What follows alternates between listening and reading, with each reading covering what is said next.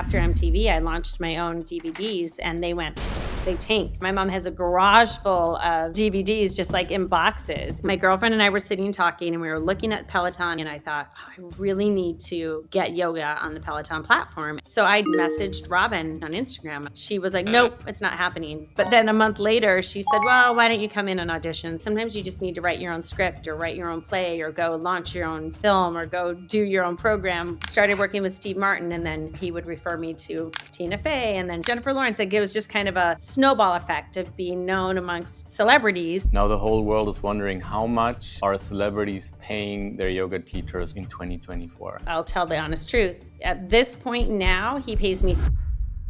Hey guys, so in this episode, I had the privilege of speaking with Kristin McGee, who is a true pioneer in the world of on-screen yoga. Kristin was the face of MTV Yoga back in the 2000s. She also helped launch Peloton's online yoga program, and she's personal yoga teacher to tons of big name celebrities. She actually told me how much she's charging them. And on top of all, she's been absolutely killing it on Instagram. Kristin is the epitome of a yoga entrepreneur in my eyes, and what really struck me was her ability to evolve and reinvent herself over the past decades. So I hope you enjoy this episode of the Impact Podcast. Hi, my name's Kristin McGee, and I have been teaching yoga and Pilates since the 90s. I went to NYU for acting school and discovered yoga there, certified to teach when I graduated, and just rode this incredible wave through I would say the progression of the popularity of yoga. And along the way, I also certified to teach Pilates and meditation. In 2003, I was asked to lead the first MTV yoga video, went on to do more videos for MTV, started working for Health Magazine, for the Home Shopping Network. And my latest job was with Peloton. I started the yoga program at Peloton. Featured in Vogue, Shape, had your own show on MTV, personal trainer to Steve Martin, Tina Fey, and helped launch the Peloton yoga program, which is crazy. And you also have a couple of 100,000 followers on social media. And I just checked before this call, you raked in almost 2 million views on Instagram in the past 2 weeks alone. So it's so cool to see all this growth. And actually, we've worked together before. I went back and looked, and it's exactly 10 years ago that you came to Berlin to do video production for Do You with us. It's such a coincidence that now it somehow happened that we're back here and talking to each other exactly 10 years later. I remember bringing my son with me at the time. He was just over a year, and my mom came along and was watching him while I was filming. So cool. Let's start here. How did you end up becoming a resident yoga teacher on MTV? That was a fun story. I was teaching at a bunch of different gyms in New York, and Crunch Gym was the big gym at the time. And an MTV producer was in my class, said, oh, I love your style. I love your music. Do you happen to have a headshot and resume on you? And because I had been an acting major and I was still pursuing my acting career, I so happened to have headshots and resumes. And so I gave her my headshot. They called me in and I met with the producers and I auditioned, and the rest is history. They hired me on. And that was really what I think put my name out in the atmosphere, where up until that point I was teaching and hustling in New York City. But once I was sponsored by MTV and I had that big of publicity behind me, and it started to really build my career. What were some things that happened as a consequence? Because it's kind of like this story that everybody dreams of, right? They're trying to accomplish a goal and then they suddenly get discovered and then they're in a completely different world. Like how did that show in your life? What happened?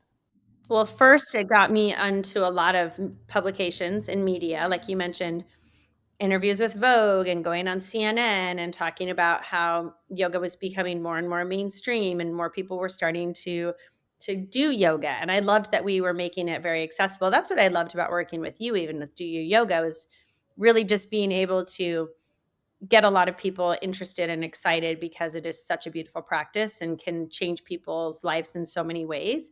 So I think that was one, is I was getting a lot of press and media through the MTV. Also, I went to this big yoga expo in Los Angeles, which I don't think they have any longer, but they used to have this annual yoga expo. And I met an LA yoga teacher who was very popular there. who said, "Oh, I have clients who come to New York. If they ever need a private yoga instructor, can I give them your name?" And that's how I started working with Steve Martin. So it was through this connection of networking and doing the media tour and the publicity that I was meeting people and staying very open to opportunities. Started working with Steve Martin, and then it was great because then I was in that realm where he would refer me to Tina Fey and then Sean Levy, and then I was working with Jennifer Lawrence. Like, it was just kind of a snowball effect of being known amongst the celebrities that I was a good private yoga instructor. So I feel very blessed, because you're right. It was being in the right place at the right time and being prepared that really helped catapult me into where I am today. I wonder, how does it work? Like when you teach a celebrity, you're the personal yoga instructor of a big celebrity. Like how did they do it? You like rock up at their house, and then is it just like any other client, or is this something different? Completely. And that was so cool about working with Steve right away, is he was so down to earth and wonderful. I would go to his apartment, and we still, actually, what's really neat is he's been my client for now, that was 2003. So we're looking at 20 some years that Wow. he's been my client. And so I think that's really awesome that he's been so loyal and that we've had this great working relationship for so long.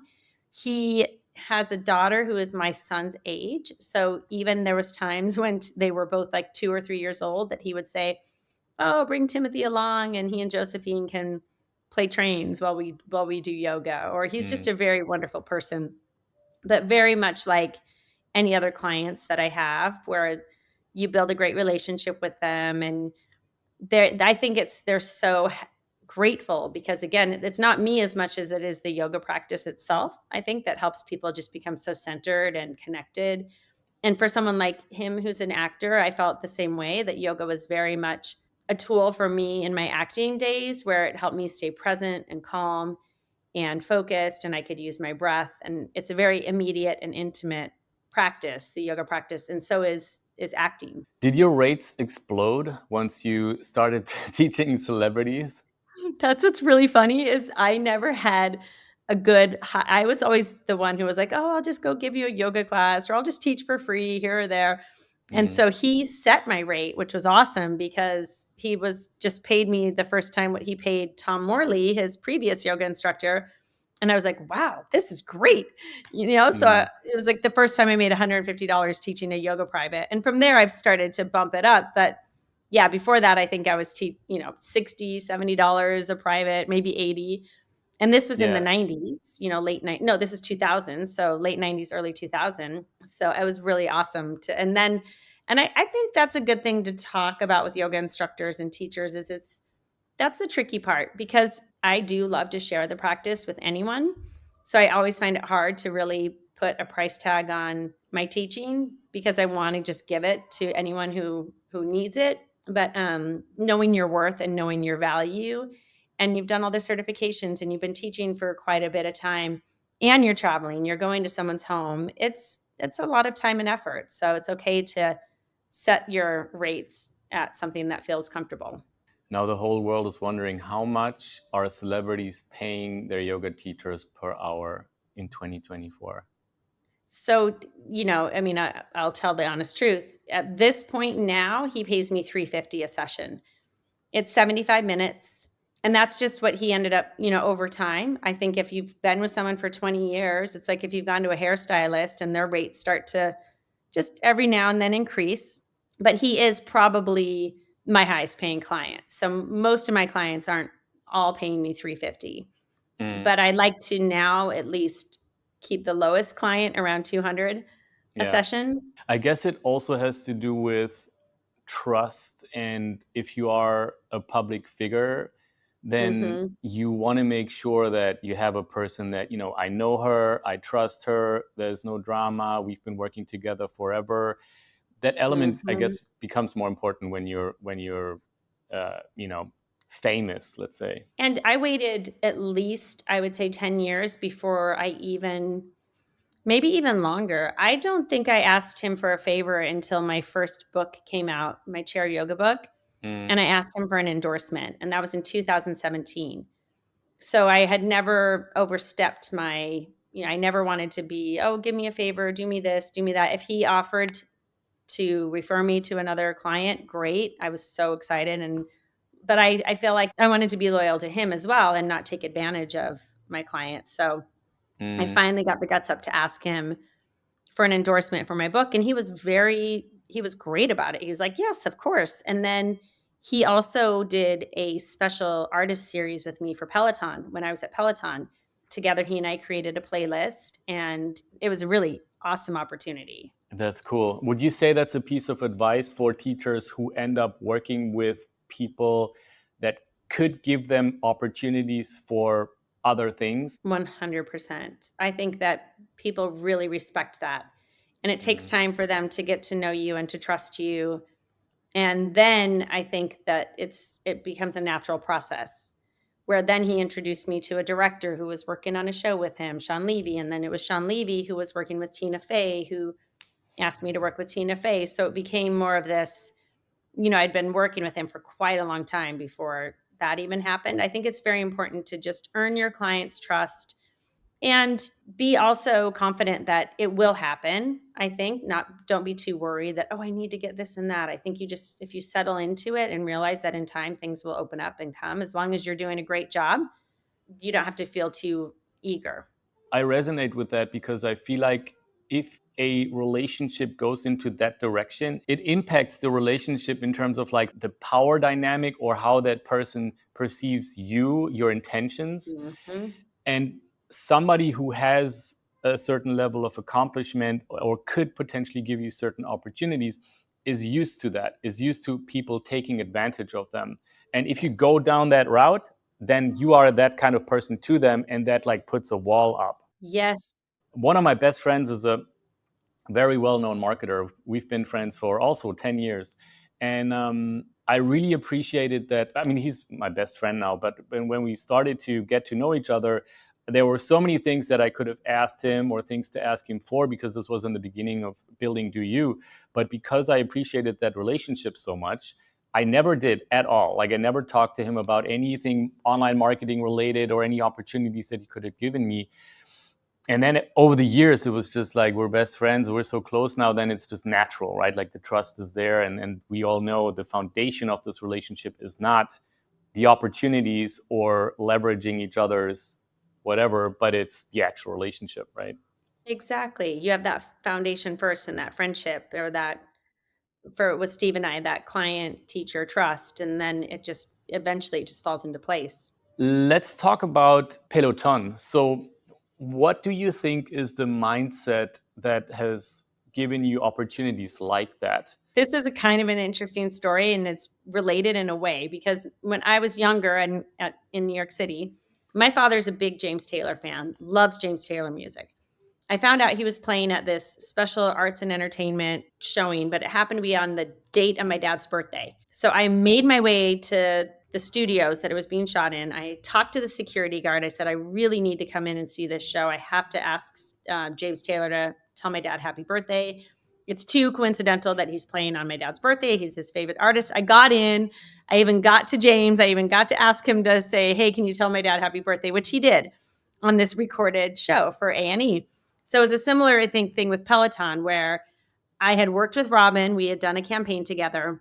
My girlfriend and I were sitting talking, and we were looking at Peloton and what it was doing and how awesome it was of a company. And I thought, oh, I really need to get yoga on the Peloton platform. And Colleen Seidman had done a few yoga classes, but nothing ongoing.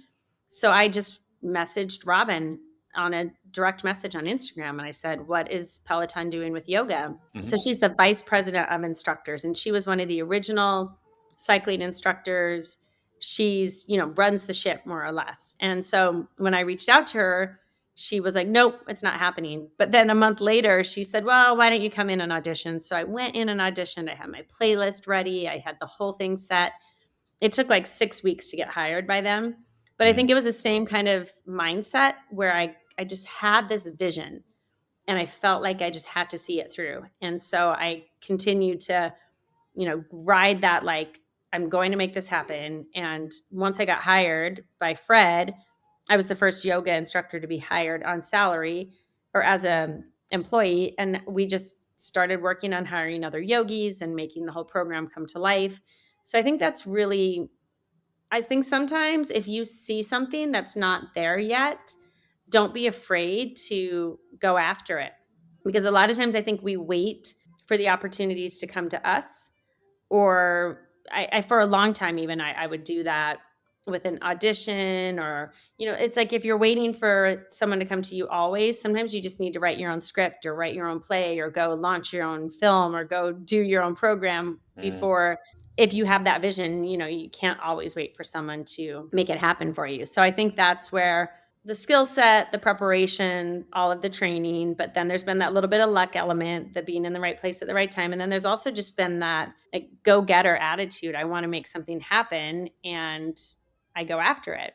So with Peloton, I feel very blessed because I came in to a company that was still it had been around for a little bit, but it was still kind of young. And then it just, circumstances also helped it really explode during COVID and whatnot. But it's a really neat business model. I think the fact that people can high five each other and see each other on the leaderboard, there's a community aspect of Peloton.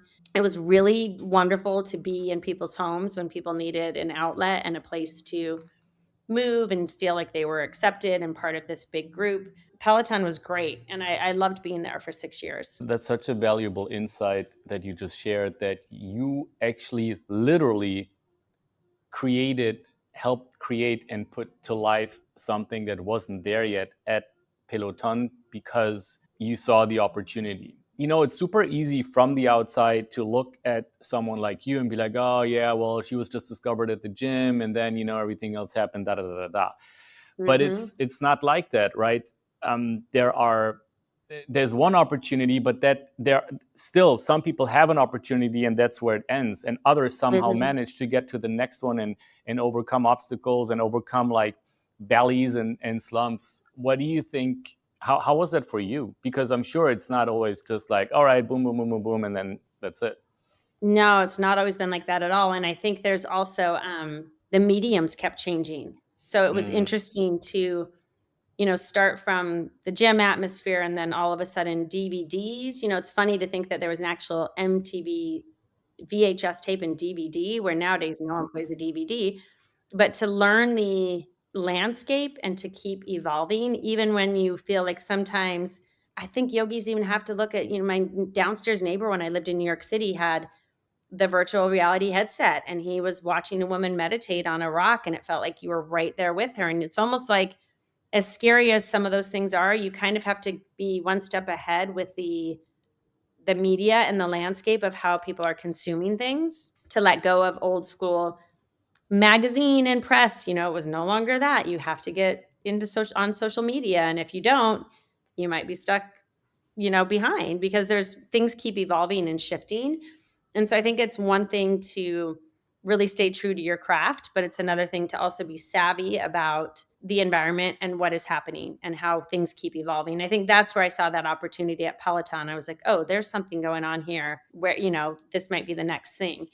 So, but when it's funny because I did after MTV, I launched my own DVDs and they tanked. My mom has a garage full of old DVDs just like in boxes. And it's not that they tanked, they did okay. But again, it wasn't what I was expecting. I invested a lot of money. My dad invested some money. My older brother helped me out. We put together a huge production and it wasn't like they just sold like MTV videos. So that was a big learning lesson for me, to be really prepared with. I love that you said you have a good marketing friend, because you really have to know all the different pieces. I can be good at showing up with a good class plan and teaching, and I come to life when I'm on camera. But when it comes to production, when it comes to marketing, when it comes to a lot of the other aspects of the business, that's really not my forte. So I think it's also good to know what you're good at and where you need to bring on a team of people who are really expert in what they do.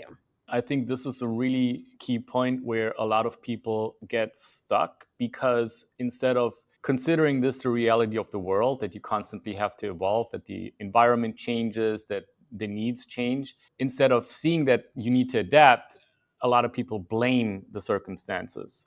Yes. And there are a million people that are ready to jump on that opportunity. Mm-hmm. And if you don't evolve, you're going to be overrun by others. And that's what's so cool to see on your journey, is that you made these sequences and like had these transformations and this evolution from VHS DVD to online. We worked together on You were on other platforms as well. You launched your own online platforms, working with Peloton, which is itself also like a very evolved product, right? And then now you're on Instagram and just, you're a content creator now, right? You have like hundreds of thousands of followers. You're creating 2 million views in the last 2 weeks on Instagram. It's really cool to see. And yeah, that mindset makes all the difference, I think. Thank you. I appreciate that. Yeah, for sure. What is the best advice that you can give a coach or a yoga teacher who wants to start working with big brands and maybe creating these opportunities and getting them? One, I think, is don't be afraid to personally reach out to them. I mean, the way I reached out to Robin just personally and said, hey, I really want to see if Peloton wants to do yoga, or there's been brands that I've reached out to that I've said, I really align with your mission and I would love to work with you. Please keep me in mind. I also think that making your brand align with the brands that you really love and want to work with, and start using the products organically. So if you're not using the products organically and you're just like, oh, I just want to have this or that, then they can kind of tell. I think you really need to be authentic in what it is that you're practicing and what it is that you're preaching and what you want to share. So I think putting together a nice little media kit, even if you don't have much yet, you can have a huge mission statement of the brands that you like and things that you're doing and your lifestyle and your mission statements and why it would be important for you to work with, whether it's a vegan company or a lifestyle company or a beauty brand. I think it's really great to curate your network so that those brands are even going to say, oh, wow, I really want to work with this person. They align with what we're doing. I started to get outreach from people like more mom stuff. They see me doing healthy things with my boys just organically. It's a natural fit. So I think it makes a lot of sense to just show what it is that you're doing and show parts of your life. And for yoga teachers especially, it's challenging because I think we get caught in wanting to show off our yoga practice to an extent or just show how much we love yoga.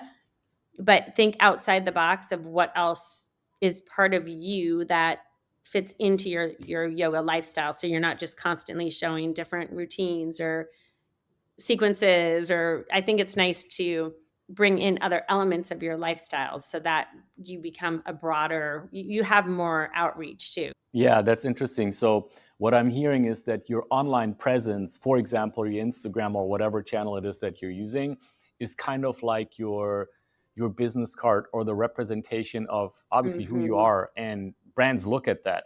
That's probably the first thing they look at, right? Okay, well, let's look at her Instagram. See, does she fit with our brand? What are the different topics that she talks about? And I think one thing that people really overestimate is the importance of audience size. Obviously, if you want to work with a large brand, they're more likely to look at how big your audience is. But there are brands on all levels, right? There are small brands, medium size, and so on. And they all have types of people that they work with. And there's something for everyone. And that way you can kind of like work your way up in partnerships or whatever opportunities you want to follow. Very true. And don't be afraid to work with a smaller brand to begin with, because these larger brands can then see how your engagement was with that smaller brand and how well of a job you did promoting it and how it was received. Because I worked with much smaller brands when I was first launched my Instagram account. Later on, I even wanted to delete some of that, and my social media assistant said, oh, no, that's great because it shows what you've done and where you've come from. And brands like to see that evolution. And it's like, Gary Vee, when he first started with his way old school wine library videos on YouTube, very poorly produced. But that's fun. And it's great to look back and see that. And you can see that he started out very small and just step by step kept on growing. That is such a great insight. Yeah. It's a representation of what you're able to do. And I think especially in the beginning, when you work with brands, if that's the way that you want to go, then it's actually any collaboration with a brand, even if it's for your friends, I don't know, like new yoga apparel brand or something, Mhm. you can over deliver on whatever it is that the brand would expect from you. And the next brand Yes. that could potentially work for you is like, oh, wow, that looks amazing. Yes, very true. So let's talk about your Instagram a little bit. When did your Instagram breakthrough happen, would you say? Because I remember back in the day, I mean, 10 years ago, Instagram wasn't that big, but I remember back in the day, it wasn't that you weren't really like big on Instagram and not really focusing on it. I would say 2 different opportunities happened. One is when I had my twin boys. After I had my twin boys, I developed diastasis, which is the split of the linea alba, which connects your rectus abdominis together. So I did a ton of research on it and trying to figure out how do I rehab this diastasis and what can I do to get back into my core. I think people love it when there is a problem that's presented and you have the solution to help them, or they even see you working through that problem. So I started sharing very vulnerably and honestly about this diastasis that had happened after having twins and how frustrating it was because I felt like I couldn't connect with my core and I couldn't even get my abdominal muscles to fire or have anything going on there. So sharing that journey, that was the first time I started to grow quite a bit. And also I think it's a very targeted audience. That's where sometimes I have a hard time on Instagram, like pulling back and staying a little bit more focused. I think people who have a very targeted message do very well. So I had this whole group of women who also were going through the exact same thing I was going through and wanted to say, hey, how did you fix it? What can I do? Share with me all your secrets. So that was the one. And then the second one was Peloton because they already had a huge brand. And so being associated with a big brand, it was kind of like MTV back in the day. Being associated with a big brand, you just have so many more eyeballs on you. And between their marketing arm and then building my own brand within their brand and building my own community, that was my second jump, I feel like. I think those are maybe 2 really important things to think about is, one, is there something that you've gone through that you would like to help people through, the problem that you have that you know how to fix. I think that's really big. And then the second thing is just maybe aligning with even other social media accounts. If you reach out to a social media account that might be a little bit bigger than yours, even if someone reached out to me and they were a newer yoga teacher and they said, would you do an IG live with me or, share my stories, or I just think having other bigger brands put you out there is very helpful. How did you actually evolve from that? So that was a very specific thing that was going on in your life, and you were kind of documenting how you're overcoming it. And from there, how did that evolve in terms of what kind of other content did you then create that was like similar, maybe also educational, knowledge sharing, experience sharing type content? Yeah, that's when I noticed like people really loved seeing these little snippets of exercises that I would do for the diastasis. So that's what evolved into later on even this silly thing that I do every Tuesday, which is my Tuesday tip, because I had people. It's hard when you start to get bigger and you get a ton of DMs. It's really hard to answer each one personally as much as I would like to. I have 3 boys. I'm a single mom. So if you notice like someone's like, you get a lot of the same kind of requests. How do I do crow? How do I do headstand? Why can't I do this or that?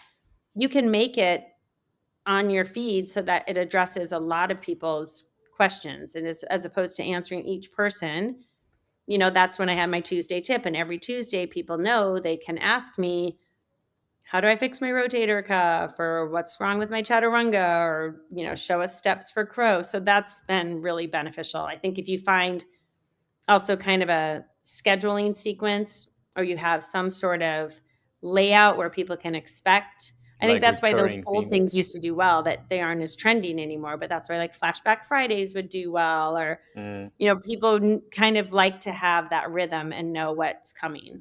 And what is the content that is working best for you on Instagram right now?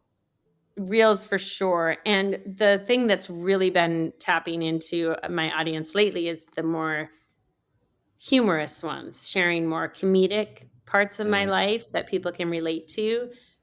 And so that's tricky because I think people love those, but you don't want to get too far down that path where you're only sharing, unless I was a comedian, but where you're only sharing these funny things because they get a lot of views and excitement. But I think to build a really good audience over time, again, that's where you want to kind of be the expert or the person that people know to come to for whatever knowledge they want to keep coming back for.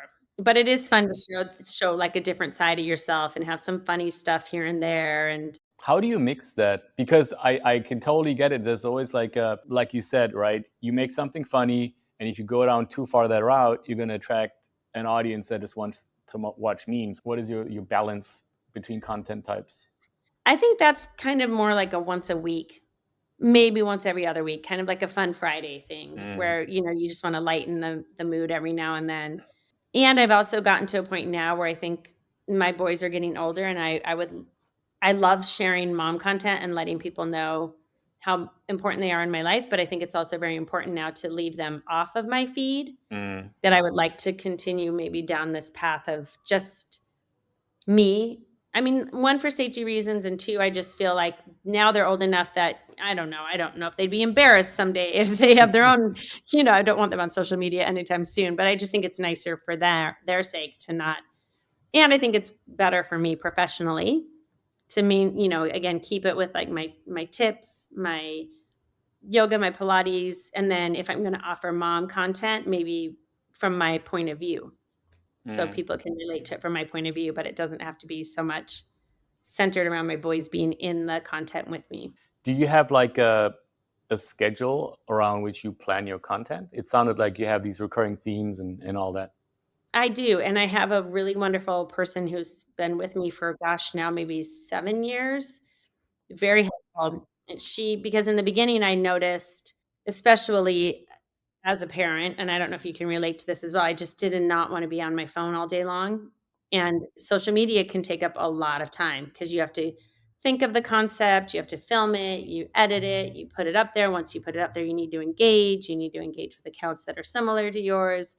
And so I hired this wonderful person, Jordana, and she's really good about, she has all my Dropbox full of photos and videos, and she's good about reminding me to film my tip, or here's some fun pictures you could post. I have two more questions about Instagram. So one is, do you have like a one go-to tip that you would tell someone who wants to have the same success as you on Instagram?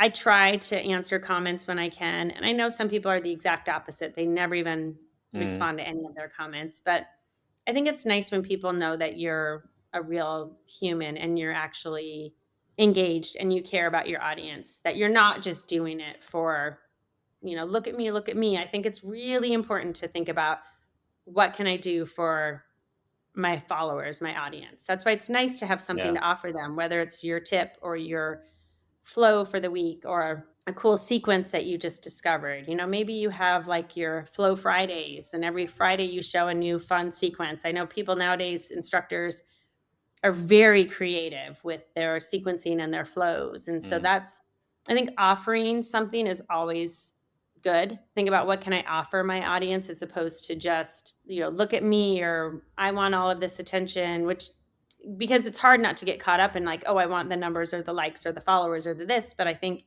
when you switch that to just, what can I do for people, they automatically start to come. What would you say is something that people who are not really succeeding are massively doing wrong on Instagram? We were just talking about like the evolution and knowing what happened, like kind of like going with the times. And there are a lot of like OG creators who saw growth in the beginning, but they're not seeing that growth anymore. Do you see that a lot? And do you think there's a particular thing that they do wrong? I wonder if it's similar to not evolving, kind of like, as a musician, if you're a fan of certain artists, the ones who've had staying power are always the ones who kind of reinvent themselves just a little bit and drop a new album cover. And, if Madonna's always given us the same borderline, you get bored of it, but it went like into like a virgin. And then she got like, I feel like they always just evolve and show this cool progression. Probably hard for creators who are, I'm thinking of some of my friends who are like recipe creators or food content creators. That's probably tricky, because how do you evolve from the recipes you've been showing to anything different?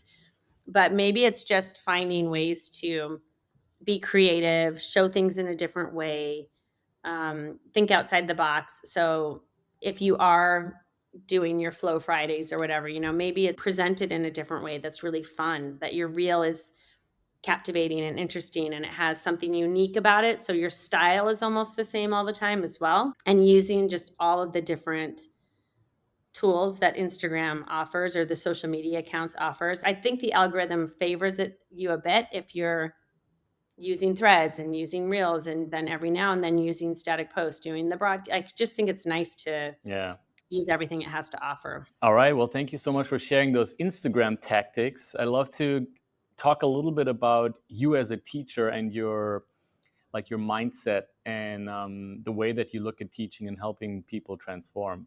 What motivates you as a teacher? I think just the fact that I love teaching so much. It never feels like work to me. That's why I think I continued with yoga and gave up the acting. It's just always felt very organic and what I love to do. So I love to see people have aha moments. I love to see people just feel better about themselves at the end of every class.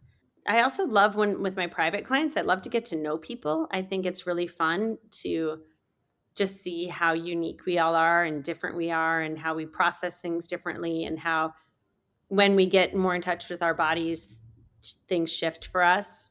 I also find that I love to practice. So every time I get on my mat and start to feel things creatively, I just like to share the insights that I've discovered.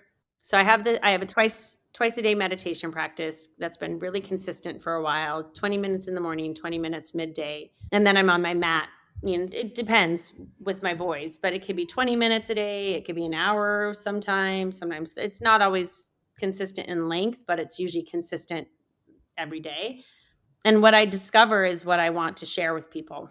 When people come to you and when you work with private clients especially, I assume that most of the time they will come to you with some kind of goal in mind or some kind of problem that they want you to help them with, some outcome. What do you think does it take to help somebody actually transform? I think it's giving them the tools for them to go deeper on their own, like giving them the framework, because we can't ever change a person. I think so many of us know this who've been in relationships, even with, it's always up to the person themselves to change. All we can do is either be a mirror or a guide or a friend or, and that's the thing too about a yoga teacher is you will take on different roles. I think sometimes clients want you to be their sounding board or your therapist. They'll kind of tell you a lot of things. Others, I think, want you to be their coach. I have, clients who just love me to just go in and give them a good workout and coach them through a practice. And others just want, I think, that safe place to relax. So many of us are really stressed and overworked and constantly, adrenaline and on the go, that we need just that parasympathetic nervous system to kick in and find some rest and release. So I feel like the majority of my clients, I just think, love that feeling of being able to relax and let go. You know what I realized? I've been doing coaching type work lately a lot because of our education program at Impact, and I work with a lot of movement, mindfulness, yoga coaches. By the way, epic golden sunlight you got there. Isn't that pretty here? It's nice. There's actually it's super insightful because I talk to a lot of people and I can see different mindsets. There are people that have mindsets that help them grow and accomplish the goals that they set themselves, and there are people that that lack that mindset or they don't have it yet. How has your experience been with that, and to what extent do you think the attitude or the mindset of people plays a role in them accomplishing their goals and transforming and finding what they're looking for? I think it's huge. I think mindset is so important, and the things that we say to ourselves, the things that we think, the things that we speak out loud make such a difference. And I was thinking about this the other day with moving from when I was in New York City for so long, I feel like there's this energy in New York City that's very, very palpable and very hard to find anywhere else. That New York just has its own rhythm and its own energy. And I was really nervous about leaving that energy because I was wondering, is it something about New York that has helped me succeed so much in my life because of just the city itself? And will I have that same energy and spirit if I leave the city? And it reminds me of that John Kabat-Zinn book, Wherever You Go, There You Are. I think it's an internal heartbeat and an internal rhythm that we have to create for ourselves and have that growth mindset and an attitude of gratitude and positivity and just resilience, right? Because you don't always have to be positive about things. There's going to be setbacks and stuff that happen, but that ability to bounce back and keep going. So I was excited to know that I could slow down in the atmosphere that I live in, but still have an internal desire or goal or rhythm inside of me that can create what it is that I want to create in life. So I definitely think mindset plays a huge role. That's so interesting that you say that, because I made a move as well. I moved to Singapore, and this is also something that I was really concerned about. The place that I was living in before had an energy that I felt like was holding me back, and I wanted to move to a place where the energy will be more the way that I want it. And I was going to say that there are like two things, right? One is your internal, like your self-talk, how you look at things, how you judge yourself, how you perceive, like the lens through which you perceive the world. And then the other one is to what extent are you able and willing to create the environment around yourself or go into an environment that fosters whatever it is that you want. Of course, oftentimes we cannot influence the environment, right? If we're like in a family that is toxic and parents, whatever, and we cannot really get out of that. But to some extent, of course, we can shape this, right? Some people tend to take more of a victim stance, and I'm exposed to all of this and I cannot change it. And others are more proactive and taking things into their own hand, observing their own behaviors and then making adjustments. And it's interesting. It's interesting, right? Because a lot of people seem to me to stand in their own way. So true.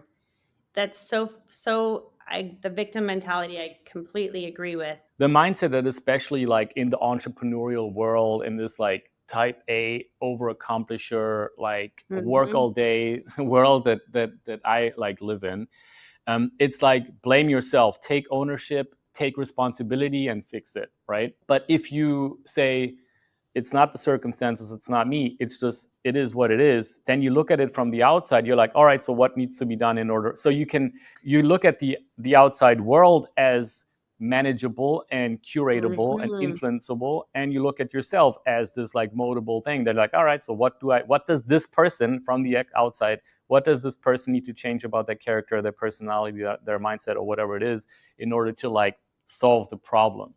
So do you think it's possible to help someone who has maybe taken on this victim role to shake that off and transcend into a place where they don't victimize themselves and maybe take more ownership?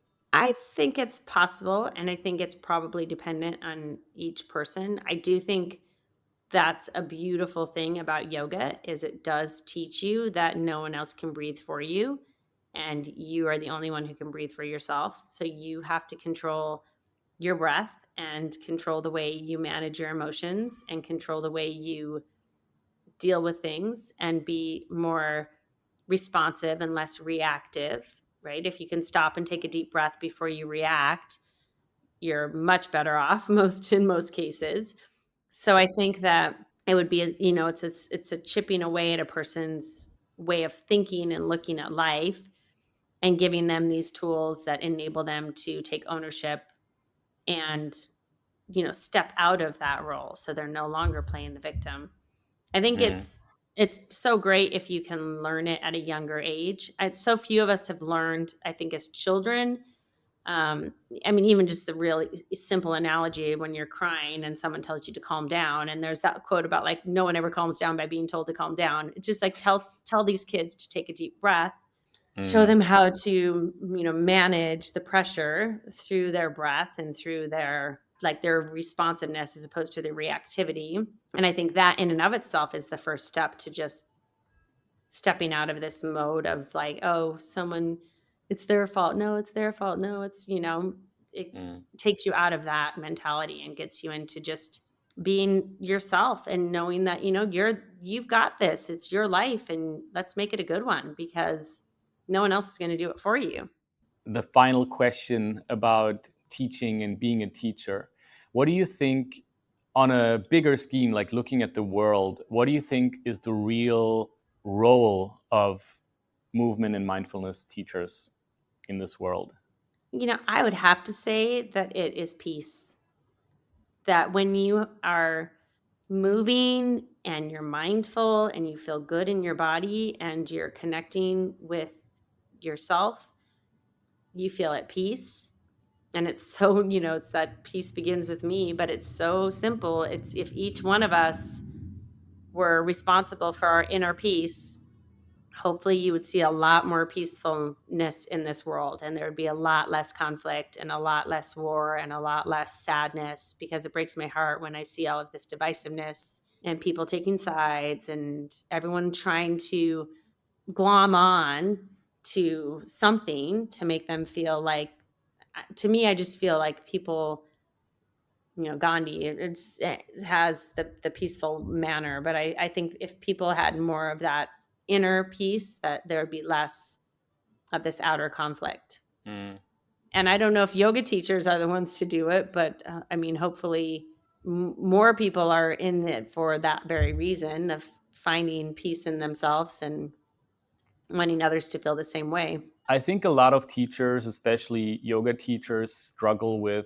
self-worth, not just in terms of how much should they charge for their classes, but in general, the role and the impact that they have on the world. What do you tell a teacher, maybe especially a young teacher, who is maybe struggling to see that value in themselves?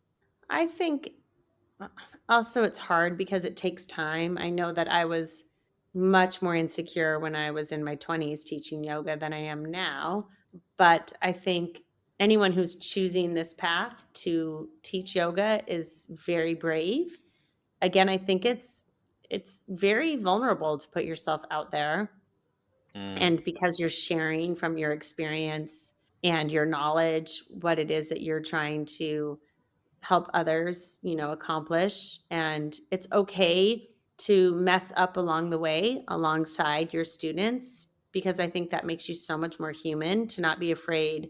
I'm sure even a lot of teachers are afraid when they forget the left side of a sequence, or they say left instead of right accidentally, or little things like that, which really in reality it does not matter at all. What matters is that you show up with a good intention and you're there for your students, and you're constantly working on yourself at the same time, that you're being compassionate with yourself and not judgmental towards yourself. So I think if you show that human side of yourself, people really will relate to that and appreciate that. I think it's also repetition does help. Practice does help. There's the 10,000 hours. Was that in The Outliers, the Malcolm Gladwell book, where he says something about, after 10,000 hours, you feel much more prepared, or that's when you finally kind of hit that mark. I think it's just keep showing up, because you'll keep continuing to grow and evolve along the way. Well, thank you so much, Kristin, for sharing all of this. This was such an interesting and awesome conversation. I really appreciate you taking the time. Thank you so much, Andy. This was so great to speak with you. Where can people find you online? So my website is KristinMcGee.com. My Instagram is also Kristin McGee. I'm on TikTok, and it's also just Kristin_McGee. Awesome. All right. So we'll obviously put the links down in the description below. Everybody, thank you so much for showing up for this episode. Appreciate you all, and see you in the next one. Peace. Thank you so much.